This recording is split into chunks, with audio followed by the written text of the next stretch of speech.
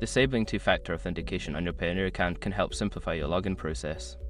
Follow these steps to turn off the security feature. Step 1. Log into your Payoneer account. Visit the Payoneer website and enter your login credentials to access your account dashboard. Step 2. Navigate to Account Settings. Once logged in, locate the Settings option in the menu. Click on it to access your account settings. Step 3. Select Security Settings. In the Settings menu, find and click on Security Settings. This section contains options related to your account security features. Step 4. Disable two-factor authentication. Look for the option labeled Two-Factor Authentication. Click on it, and you should see an option to disable or turn off the feature. Follow the prompts to confirm your choice. Step 5. Save changes. After disabling two-factor authentication, ensure that you save any changes made.